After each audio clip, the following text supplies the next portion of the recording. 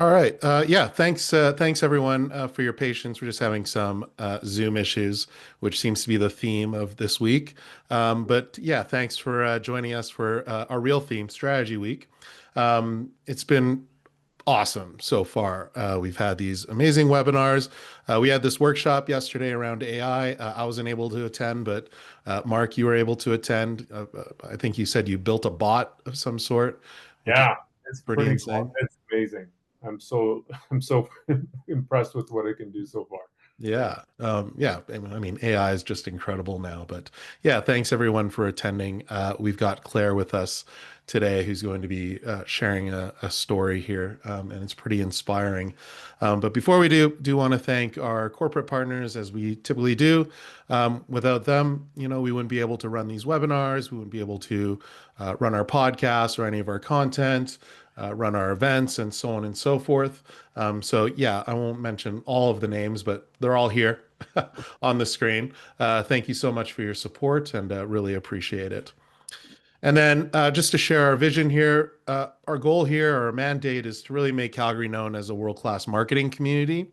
And that's really just about celebrating the great work that we're doing in Calgary, bringing in some of the most leading marketing experts from around the world to share their insights and for us to share our insights around the world as well. So yeah, we're happy that people seem to be enjoying the stuff that we're doing, and we're stoked about continuing to do it. So the last thing here is when you sign up for a membership, I want you to get the most out of your membership. So within GlueUp, there are some things that you need to do. You just need to sign up here. If you want to take a screenshot of this, I did also send an email out to folks who are subscribed to our email about this as well. But I think we've had some issues with people who hadn't registered for GlueUp. So this is the solution here. Is all you have to do is just follow these steps. And then we also have our trend survey out right now. If you want to scan this QR code, it takes about 10-15 minutes to do.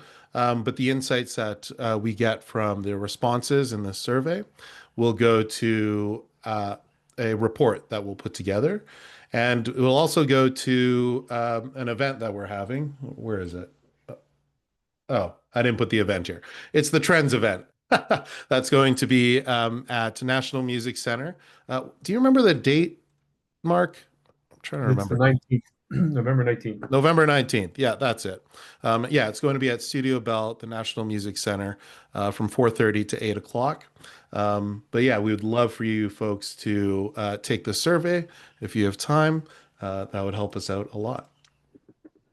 And then tomorrow is going to be our last webinar, which is a panel discussion with some really smart marketing folks, Trudy, Vasilis. Did I say that name right, Mark? I know you have Yep. your podcast with them. I always Yeah. wonder if I'm saying that name right. Peter and David from H&R Block. And they're going to be talking about media budgets, which I think is super important to talk about. So lots of insight there. But today we've got Claire on, who's going to be talking about, I guess, a personal story and about how you've kind of, utilized resiliency within your own career and so on and so forth. So I'd love to just throw it over to you, Claire, and let you take it away. I'm going to stop sharing, and I'm Sounds going to great. hide my camera. And we're going to hope that the technology works for us today because Lord knows it's My one of fingers those crossed. days for me. So, um, Derek, Mark, if something happens and I'm just talking away and it freezes, just send me a text because Yeah, I'll and probably just keep doing my thing. So, text, I have my phone. I can get a text from me if I need to. So, I um, have the presentation handy too that you sent me today. So the other day. So if need be, we're I'll pop that up. Yeah. Yeah. we'll figure it out. But I'm going to attempt to share my screen here and we'll see what happens. So, stay tuned, everybody. Okay. All right. Can you see that the big shift happens? Yep, we can. Sorry. That Yeah. was my delay. Okay, good. I was like, whoo, are we You're already good. delayed? Sorry. Sorry about that. That's okay. That's okay. Yes, I feel like this conversation is quite timely too, considering we are likely all calling in from Calgary or somewhere in Alberta, and I know that everyone's probably struggling right now with kids at home and teacher strike. So if you don't take these kind of skills away for your professional life, I hope that you can use some of these strategies for your personal life right now with how to thrive through hard times. So I wasn't here for the beginning intro. I'm sorry, again, with technology, but for those of you that don't already know this, I am also a marketing and communications professional by trade. And with that comes a love of writing and storytelling. But my love of writing and storytelling goes beyond my professional life. I write everything down, the good, the bad, and the ugly. I call it healing out loud. But one of the first times I remember writing a story in my personal life was around the day my youngest daughter was born. You bet I wrote her entire birth story from start to finish. The cries, the screams, the woman next door who sounded like a moose giving birth. Don't ask me how I know what that sounds like, but it just feels like the best analogy with what it sounded like at the time. But most importantly, I wanted to remember the moment my daughter was placed in my arms. The first thing I checked was if it was a boy or a girl, and it was a girl, and we named her Sloane Audrey. The second thing I checked for was if she had 10 fingers and 10 toes. And when the heel prick came back that all the little babies get and the blood work came back normal, my husband and I could sigh a breath of relief. We had a healthy baby girl, or at least it's what we thought. Sure, it wouldn't be all smooth sailing. There'd be ups and downs, the terrible twos, sleepless nights, the awkward teenage years where your child stops loving you and you hope that one day they love you again, but overall, smooth sailing. And that was our story too. Or at least I thought it was, until my daughter was 5.5 years old and I watched my husband shave my daughter's head. But I'll bring it back a little bit to May Long Weekend 2023. We were in Sylvan Lake, as we are for most long weekends, but this long weekend was a little bit different. One, I remember it being beautiful, which is sometimes unheard of for May Long Weekend. We were actually in the lake and the girls were playing and it was gorgeous out. But the other thing that was different was that my youngest daughter, Sloane, was incredibly tired. She was 5.5 and she was napping, which was really weird for her. But she was also complaining of kind of growing pain in her pelvic region. But I just chalked it up to be growing pains because that's what my oldest daughter experienced at that same age as well. So the weekend came and went, and we got home on the holiday Monday, and Sloane spiked a fever. And she wasn't normally a fever kid, so that was strange. And I thought to myself, okay, fever, aches, pains, it's got to be the flu. It must be the flu. But we kept her home all week, like good parents do, didn't send her to school with a fever. But as the week went on, her pain got worse. It moved from her pelvic region to her legs to her knees, and it got so bad, she could barely walk up the stairs without holding onto the banister. So on that Friday, we decided to call HealthLink 811. I spoke to a nurse, and then she passed me on to a physician. And I remember the words verbatim. The physician said, a fever with no other signs or symptoms of cold or flu and bilateral leg pain is cause for alarm. Now, it wasn't to rush into the emergency room right away kind of thing, but he did suggest we go check to the children's hospital within the next 24 hours. But this was a Friday, and for whatever reason, people flock to emergency rooms on the weekends. So I figured we might as well go and get it done and over with. We packed up our things, some snacks, and the iPad and went along our way for what I surely thought was going to be a waste of time. We waited for several hours in the waiting room, but then we eventually got taken back to one of the rooms that's split by a thin blue curtain. At some point, the doctor came in, she did some leg strength tests, and she decided to order blood work. But she didn't just order one round of blood work. She ended up ordering another one, and I thought that that was strange. But even in that moment, my worst case scenario was sepsis or meningitis, which are still two incredibly scary things for any parent. But she eventually came back in the room around 1:30 in the morning, and she pulled me out into the hallway for a conversation. I thought she was just pulling me out of the hallway so we didn't wake Sloane up, but she actually took me around a corner and sat me down on a big, black, comfy couch. It was one of those conversations. She shared that Sloane's blood work came back with incredibly low hemoglobin and platelets, and that we would be referred to hematology. I still didn't know what that meant. But soon after arriving on Unit 2, which is just some kind of random unit at the Children's Hospital, Dr. Kyle, the pediatric hematologist, walked in for a chat. And my husband and my oldest daughter had arrived at the same time. And almost immediately, he asked us 3 red flag kind of questions. So, what do you guys do for work? Do you have good benefits? And do you have family or support system close by? But it honestly wasn't until I heard the word malignant over and over and over, I thought, holy crap, I think I know what this means. We asked Dr. Kyle to step out in the hallway, and I said, I just wanted to confirm what you're talking about is cancer. And he said, yes. Cancer. If there is anything that is going to change a parent's life in the blink of an eye, it is hearing the word cancer beside your child's name. But she had 10 fingers, she had 10 toes. I checked. She was healthy. Within days, Sloane had more procedures than I think a lot of adults will have in their entire life. MRI, CT scan, ultrasound, blood work, urine test, biopsy, the works, which all landed us on a stage 4 neuroblastoma diagnosis, an incredibly aggressive form of pediatric cancer. We were then served up an 18-month treatment protocol that looks something like this.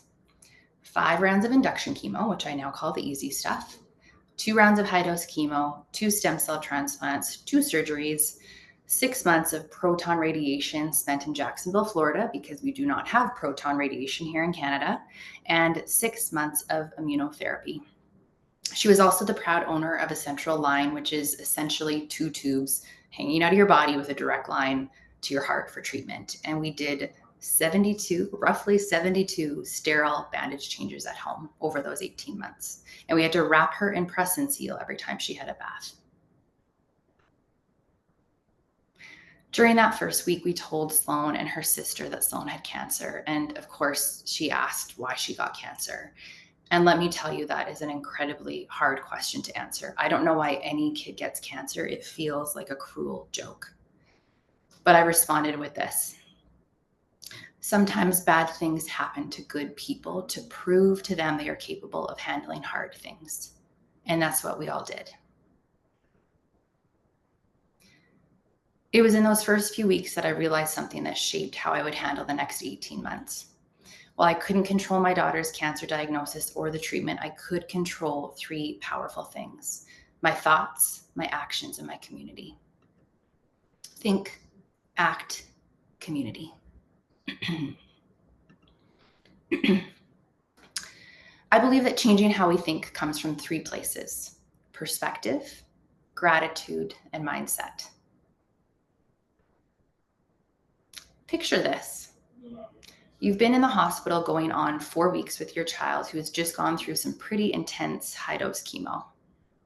You've just finished giving her the 4th bath of the day with gloves on because the chemo she is receiving is so toxic it can seep out and burn her skin. You've just helped her finish spitting into a bucket, with what feels like the 100th time, because that same chemo has caused sores throughout her entire GI tract and she can no longer talk or swallow. And you've just finished pushing the button that delivers another hit of morphine because the ketamine running behind the scenes is not enough to manage the pain. This was us during our first really long stay in the hospital. I just wanted to go home. Heck, I just wanted Sloane to get out of the room because she was trapped in this little room for 6 weeks. But then something clicked into my head, this magical thing called perspective. I thought about all of the families who were in the ICU with children receiving life-saving care, or the families at the Rotary Flames House receiving end-of-life care, or the families who no longer have children here at all. They would give anything to be in this room with their child.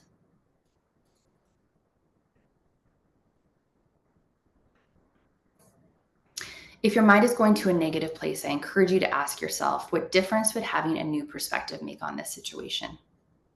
When I talk about perspective, I think about how everyone in this industry juggles so much.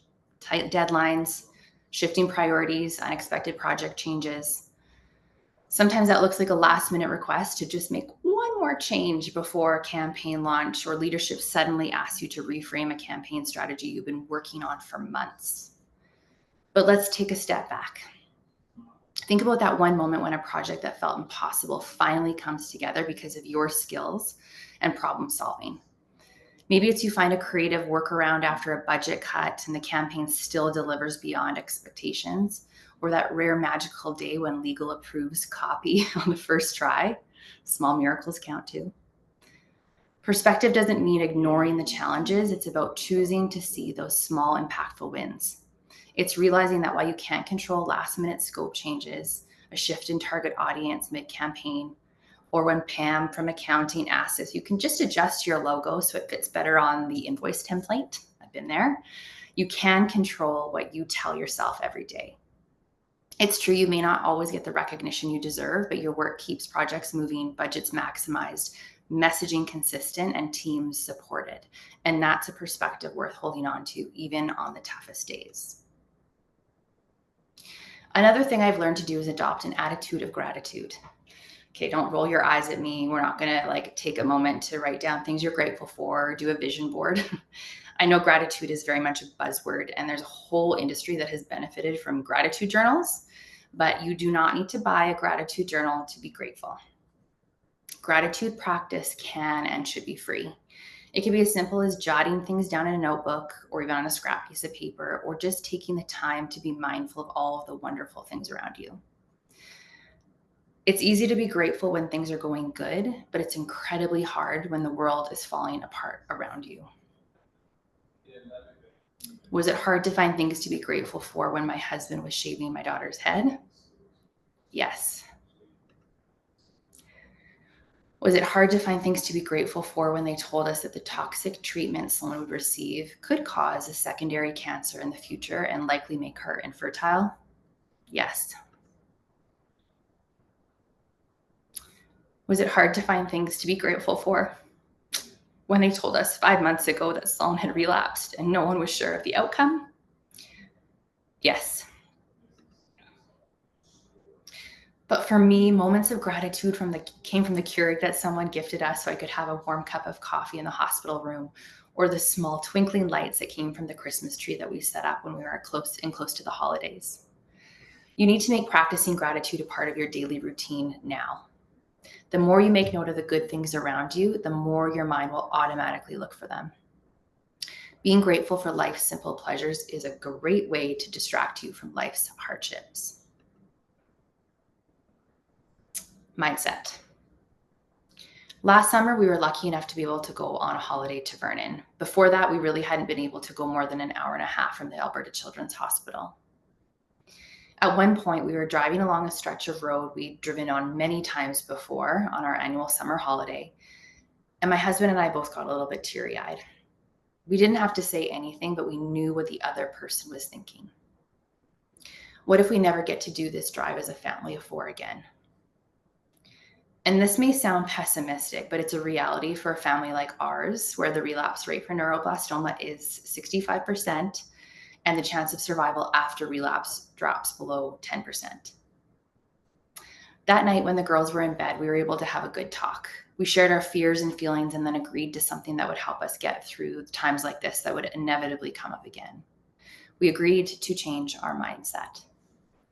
Instead of using those feelings and what ifs to spark fear, we decided to use those feelings to live our best lives and enjoy every moment. Instead of dreading every day with the scary and sometimes irrational what ifs, shift your mindset to what if it all works out? What if the campaign you've been worrying about becomes your best performing one yet? What if the budget shift forces you to get creative and deliver something even stronger? Anytime you're faced with uncertainty, flip the narrative. Let the what ifs become a spark for possibility rather than fear. That shift in your mindset changes how you show up and the results that you create. Now, I want you to take a moment and think about what comes to mind when I say the word accept. According to studies and psychologist Allison Hill, a lot of people think of something that relates to giving up or giving in. But what if we redefined acceptance? Rather than seeing it as waving a white flag, what if we saw it as making peace with the present moment? This isn't about letting your mind spiral into stress, anxiety, or fear. Instead, it's about choosing to sit with it, to become present with what's happening without resistance. What if we adopted the mindset, it's not bad, it's not good, it just is? It's not bad, it's not good, it just is. My question to you is, how is stewing about what's happening south of the border in politics, or dare I say what's happening in Alberta with current political situation, or last minute project changes, teachers being on strike, the kids being at home, helping you to move forward? Once you're able to accept your situation by changing your perspective, adopting an attitude of gratitude, and adjusting your mindset, you make room for peace, which gives you the energy to drive change in your life by controlling what you can, which isn't just how you think, but also how you act.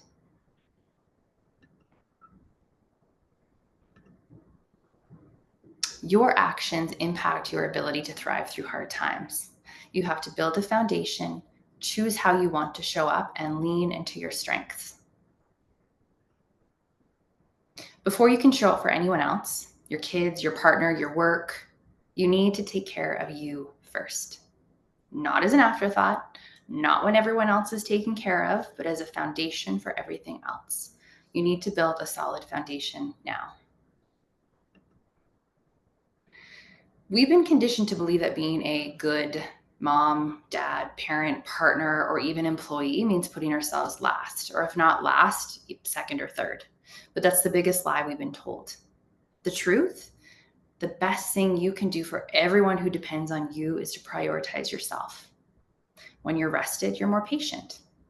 When you're fulfilled, you model happiness. When you set boundaries, you teach everyone else to do the same. Prioritizing yourself isn't selfish, it's strategic. It's how you create a life where everyone thrives, starting with you.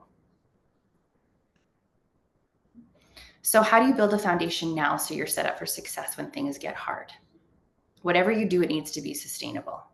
I don't suggest that in order for you to feel okay, you tell yourself you have to run 21 kilometers every day or wake up at 5 a.m. and meditate for an hour, because that might not be possible when life throws a curveball your way.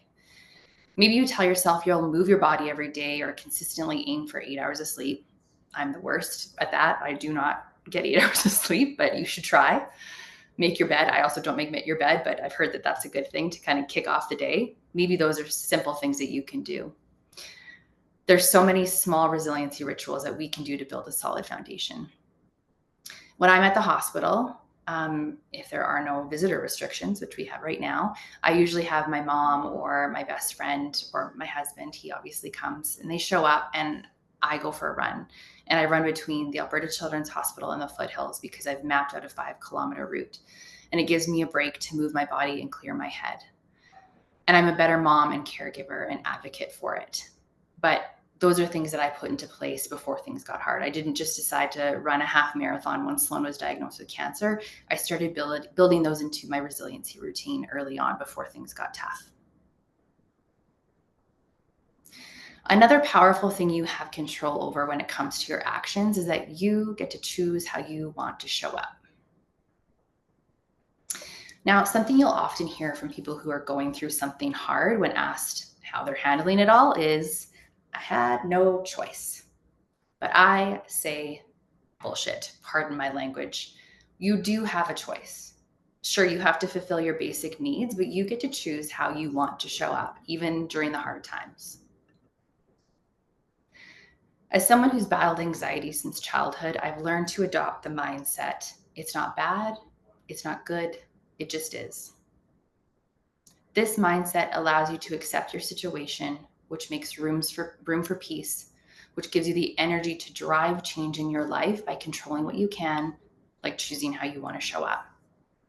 You can choose a different path, a different story, different career, a different relationship, a different outcome. Or if you feel like everything else is out of your control, you can choose to make a difference. When Sloan was first diagnosed, I started looking at ways that we could be involved in the pediatric cancer community. But as I got further down the research path and dug into the financial statements of several cancer organizations in our country, I realized something. Very little funding goes to pediatric cancer research. In fact, only 7% of cancer research funding in Canada goes to pediatrics.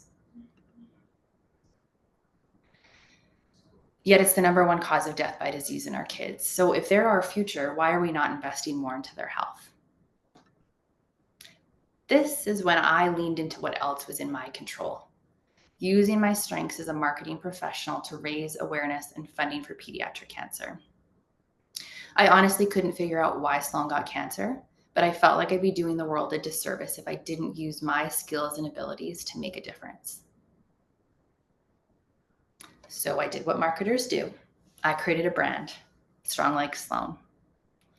At first, it was just a swag sale where we sold toques and shirts and, Instagram-worthy stuff. But then as I got more and more into it, I realized that using this as a creative outlet didn't exhaust me. It energized me knowing I could make a difference. I'm good at branding. I'm good at marketing. I'm good at networking. I'm good on social media. I use my strengths to do some pretty big things. And I don't mean to brag, but I share these things to inspire you when you're going through difficult times and as proof that through action, we can do incredible things. The first initiative I launched was called Heartbeats for Hope, which were fitness classes in the city of Calgary around February 15th, which is International Childhood Cancer Day.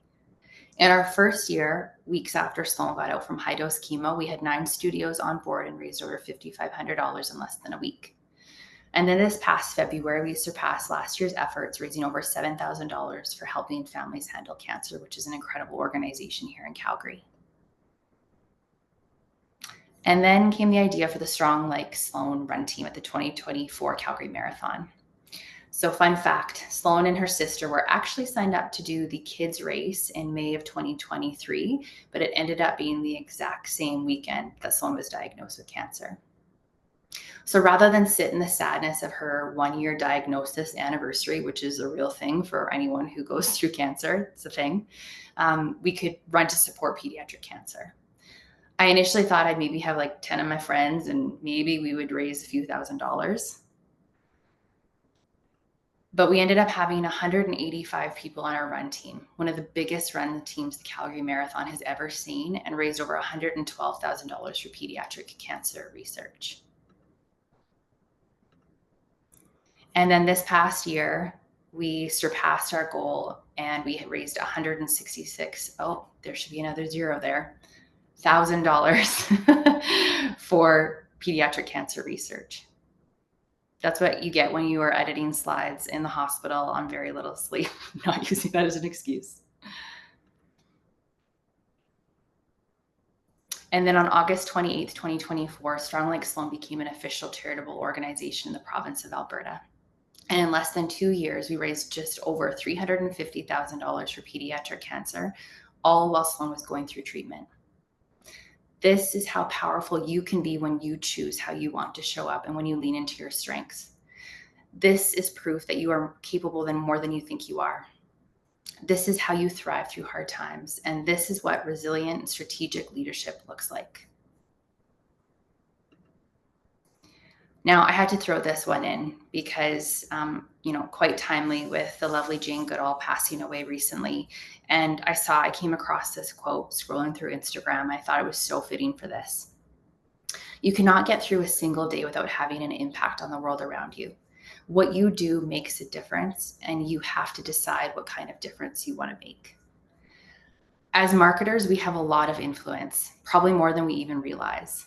The messages we share, the stories we tell, the tone we set, it shapes how people see our brands, our teams, and even our values. And with that influence comes with a lot of responsibility, but also a huge opportunity. An opportunity to drive change, to influence company culture, support ESG efforts, champion giving back initiatives, basically to use what we do every day to make a difference. And outside of work, every interaction you have, every conversation, every connection is another chance to make an impact on someone else's life. I quickly realized that I couldn't control Sloane's cancer or the treatment, but I did have control over my thoughts and my actions. And as much as those things were in my control, I needed people in my court who could cheer me on, my community.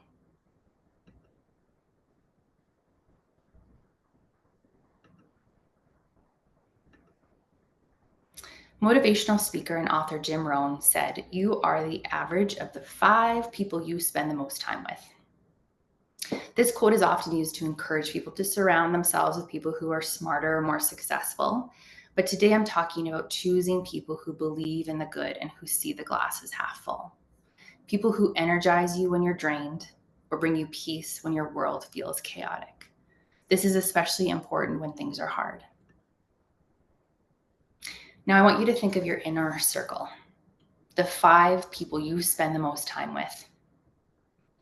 Are these the people who will celebrate the wins and show up when life feels like riding the old yellow school bus, not just the limo?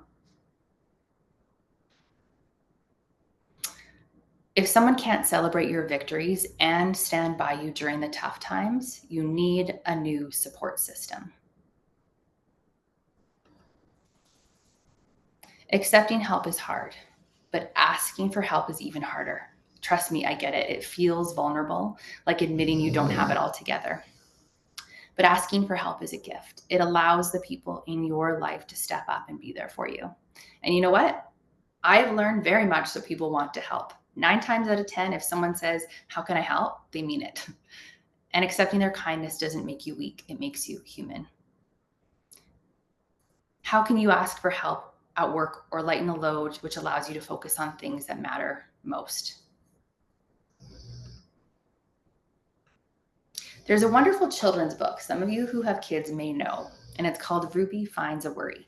It's about a little girl who discovers a worry that grows and grows the more she holds on to it.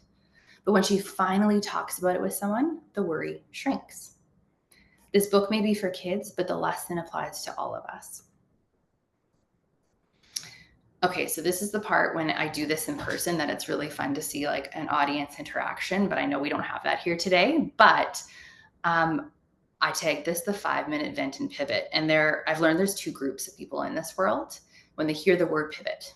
There's one group that really thinks of COVID times, and everyone used the word pivot. It got overused, pivot strategy, yada, yada, yada during COVID. And then the other group thinks about Ross from Friends and the episode where he's carrying the couch up or down the stairs. I can't remember. And he's yelling like pivot. Anyways, I am the Ross type of people when I hear the word pivot. So side note, the 5-minute vent and pivot. So try this the next time you're feeling sad, worried, frustrated, or angry. Find someone you trust. Go on a 5-minute frustration rant. Let it out. That's it. No more than 5 minutes. Why? Because the more we dwell in the negative emotions, the more power we give them. When you share, you give your worries less control. You also give others permission to be vulnerable in return. It creates connection. The kind that reminds you you are not alone. Everyone here has faced a challenge, whether it's finances, work, health, relationships. It's what connects us. Remember, you may not be able to control external factors, but you can shift your focus to control how you think, act, and who you choose to surround yourself with, your community.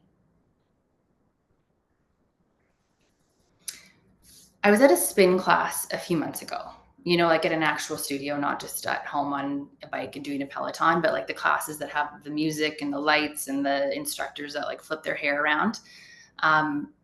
And in every good spin class, there's usually what spin instructors call a climb. The music tends to get a little bit lower, slower, the lights dim, and they ask you to turn the resistance up as much as you can tolerate. And here's what happens. If you stand up in your bike, it's actually easier than staying in your seat. Sure, you can stay in your seat for a few seconds, but it's not sustainable. It's actually easier to climb. It's easier to get up, and it's easier to show up than to stay seated in the hard for too long. Hard is telling your daughter she has cancer. Hard is watching your daughter fight for her life. Hard is watching your girls have fun together and trying to comprehend how your oldest could ever live without her little sister. You know what else is also hard? I get it. I recognize that making a conscious choice to change your mindset or be grateful or show up or take ownership of how you act, even when the world is falling apart around you, that's really hard. I get that. But what's even harder? Living a life of sadness, of why me, always stewing about things that are not in our control and living with fear of worst case scenario. Now that is really hard.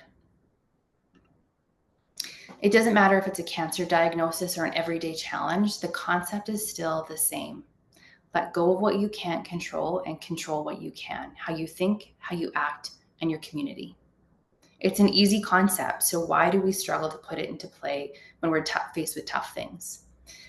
It's because we need to make these things a habit now before things get hard. Expecting to build a new habit in the middle of a crisis is like learning to swim during a storm. Imagine being thrown into stormy waters without ever having learned to swim. That's what it's like trying to build new habits like perspective shifts or stress management in the moment when everything is already overwhelming. The key is to build the habits of think, act, community in now before life gets hard. Make them a part of your everyday life and routine so when challenges come, you are ready. I encourage you to do things that challenge you every day because, like everything else in life, the more we do something, the easier it becomes. It's like personal training for our brains.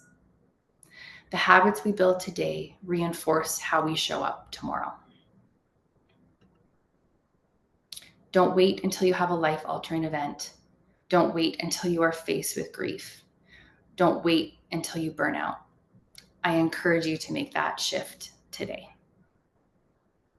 Thank you. And I'm going to put a quick plug in there for my personal Instagram, but the Strong Like Sloan. If you are interested in what we're doing, how you can participate, donate, I'm going to put a plug in for our run team next year. You better believe we are doing a run team next year. I want to say we want to raise $250,000. That might be a lofty goal from our 166,000 this year. But if you want to join our team and make a difference, I will tell you the vibes are incredible. We all have matching shirts and you can see everybody on the team, 180 plus people. And you don't have to be a runner. You can walk 5 kilometers. You can come cheer. Just follow along and join our team when we launch that. And that's it for me. Amazing. Thank you so much for sharing your story, Claire. If anybody has any comments or questions, you can type in the chat here, or you can turn on ask your to audio speak. too. If you want to just, Yeah, exactly. We can allow you to talk.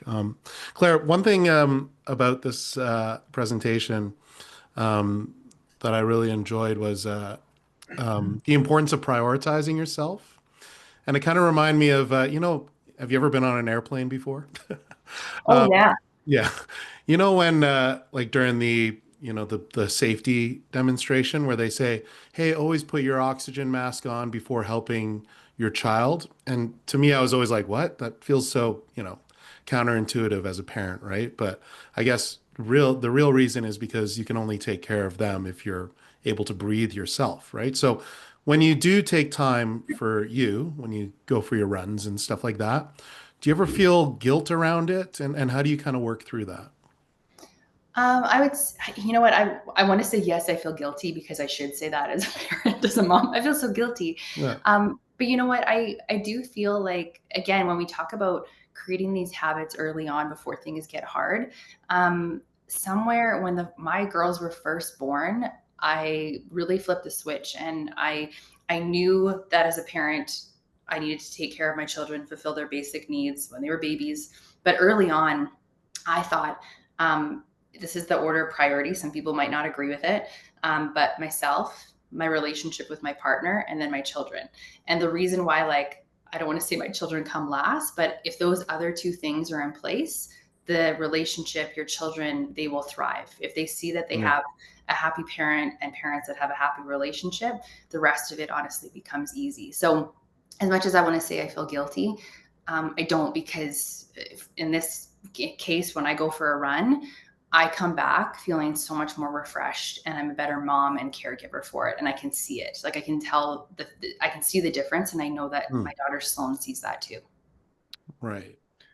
Yeah. And how do you, oh, sorry, go ahead. Yeah, I just want to jump in because there's so many things, like it's such a, like, first of all, part of me was just like crying because of like all the things you have to go through. It's the worst thing you could ever imagine happening to your kids. And so from that point of view, I just want to, like, it's amazing how strong you are and how,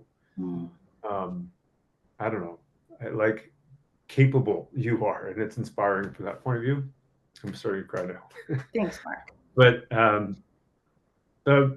the thing that I find, like, I just kind of, that resonates with me a lot is the idea about resistance builds resilience. And I think somehow we often, I feel like we often just shy away from resistance because it's hard and it gets hard. And then you kind of just package that up and say, well, I don't want, can't ever deal with that. I don't have the capabilities. I don't have the tool set. But I think, you know, you've proven obviously there's lots more to us than just packaging things away and ignoring it. So I really appreciate that message.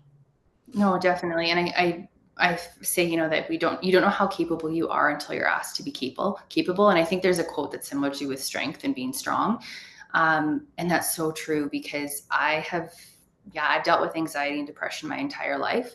And if you had asked Claire in her early 20s, who quite honestly struggled to go to work because I had so much anxiety, if I'd be able to handle this, I'd have been like, hell no.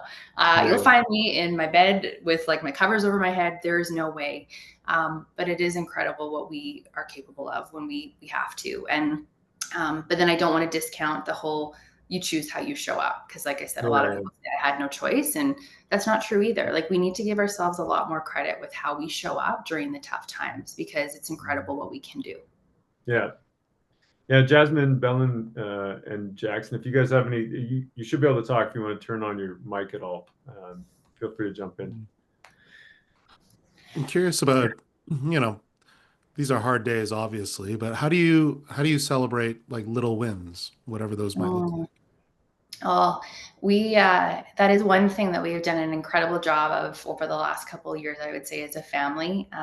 You know, I'm big on manifestation. Like I do believe in manifestation and like vision boards and all the things, but that was hard for us to do with Sloan, right? At the time when she was diagnosed, she was 5.5. So we had like her chart where after everything she went through, like every kind of chemo round, we would do something fun because we really felt that, you know, although again, we couldn't control her treatment or the cancer, the one thing we could control was that we were bringing her as much joy as we could.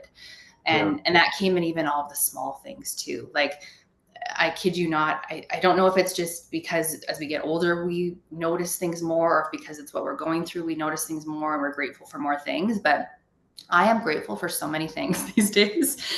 My children get annoyed with me being like, look at the mountains and oh my gosh, look at the leaves. Like it's a whole thing. And I think it's just because we found that we need to find joy in every little thing. And we've done a really good job of that. And I think that the girls have seen that as well. And they notice those things too.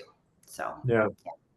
Even like when we were prepping for this, we talked about the presentation and the gratitude thing was something we talked about. And so since then I started a gratitude journal on ChatGPT, but still I'm just talking to it. But it's been helpful because now I'm recognizing all the things rather than focusing on things that are going bad. I'm also giving time for things that are going well.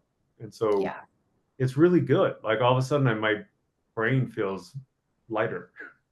Yeah. It really does. Yeah. And again, those are things like I think that where I want to hopefully inspire and create a bit of impact with this is you don't need to wait until everything's hard. You shouldn't wait until things are hard. If people can put these things into place now, it's a lot easier to keep rolling with them. It's like a routine, right? It's like everything else we do in life. It's easier the more you do it. And yeah, when things are hard and you're thrown into a tough situation, that's not the time to start trying to practice gratitude, because it's hard to be grateful when things are hard, for sure. Right. I don't know if you remember this, but a couple years ago, I interviewed you on my podcast and I asked you, what are three things you're most grateful for today? I don't remember that at all. Well, I remember the No? podcast, but I don't remember that question, but I I like did. that. That's what I ask every guest, because I love practicing gratitude myself. I say out loud first thing in the morning, three things I'm grateful for, and then at the end of the day, I say three things that I was grateful for during that day. So why don't we just end the conversation off with, what are you most grateful for today? Three things. Oh, good one. I am, believe it or not, I'm grateful for the fact that I am coming off very little sleep with my daughter in the hospital, because it means that she's still here. It means that she's still alive. So I am grateful for that. I'm grateful for being stuck in that hospital room this week. I am grateful for two incredible children. I am so blessed to have two wonderful kids. And, a lot of the times when I hear people say like, oh, and not to toot my own horn, but you're incredible and these things you're doing, and you're such a good mom. I'm a good mom because my kids are amazing. And I guess kind of along the same lines, I am grateful for a very supportive partner that's gotten me through. And I think that means a whole lot when you have somebody that you can cry to and hopefully be on the same page most of the time. So grateful for all those things. And I'm grateful, this is a last bonus one, but definitely for coffee. Grateful for coffee. Aren't we all? Yeah. Exactly. Well, Yes. thank you so much, Claire. Just a reminder to the other folks that are still here. Tomorrow's our last webinar session, which is a panel discussion on budgets. Thrilling. Yeah, yeah. But yeah, thank you so much, Claire. This was a really fantastic presentation. Super inspiring. I love your resiliency. Thank you. And And I hope to see Derek, you and Mark on the run team, or cheering or walking in May 2026. So you got lots of time to prepare. oh gosh, For yeah. sure. Running, maybe not a like great thing for me, but I will gladly give it a shot. Yeah, I'd give it a shot too, for sure. Okay, good. I'll go to Strong Like Sloan on Instagram and yes, find out all the details. appreciate it. Thank you all. Awesome. Thanks, Thank you, Claire. everyone. Bye-bye. Bye.